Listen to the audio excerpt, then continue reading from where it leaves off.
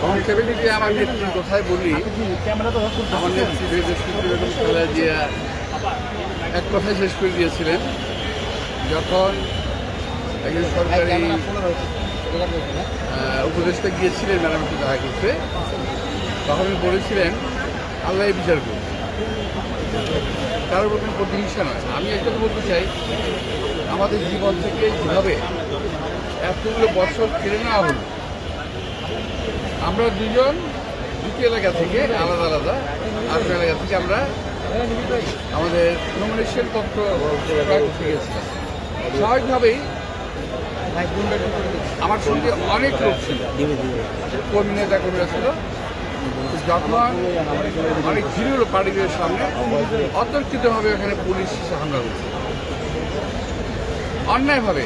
আমরা কিছুই করি না, হামলা করলো, আমাদের কর্মীরা আহত হলো, মামলা হলো প্রায় গত 8,000। আমি আমার আফরোজ আব্বাস, তারপর রিজভি আহমদ, ওদের নামে সহ মোট 8,000 অজ্ঞাত আসামিকে মামলা করা হলো অনর্থক।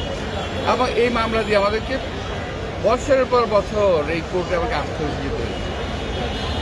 কখনো গ্রেপ্তার হতে হয়েছে, গ্রেপ্তার অবস্থায় আমাদেরকে জেল থেকে আনা হয়েছে এখানে হাজিরা দেওয়ার জন্য, শুধুমাত্র কষ্ট দেওয়া।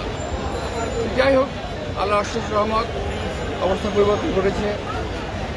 দর্শকদের মনের অবস্থা ভালো হয়েছে, সাহস হয়েছে। এখন এই মামলা দীর্ঘ পরীক্ষা নিরীক্ষার পর মাননীয় আদালত দেখেছেন যে মামলা আসলে কিছু নাই। তো অবশেষে আজকে আমাদেরকে খালাস দিয়েছেন, আলহামদুলিল্লাহ। আল্লাহ তাআলার কাছে অনেক শুকর। দেশবাসী যারা আমাদেরকে সমর্থন জানিয়েছেন তাদের প্রতি অনেক কৃতজ্ঞতা এবং ধন্যবাদ। তো আমি আশা করব বিচার ব্যবস্থা আরও সুন্দর হবে, আরও স্বাভাবিক হবে, আরও গতিশীল হবে। আমাদের আরও মামলা রয়ে গেছে, আমার এই একটা না, আরও অনেক মামলা আছে আমার বিরুদ্ধে। আমি আশা করছি, এবং আমার এবং আপনাদের বিরুদ্ধে, আপনার আব্বাসের বিরুদ্ধে যে মামলাগুলো আছে, অচিরেই সবগুলো মামলা আমাদেরকে খালাস দেওয়া হবে।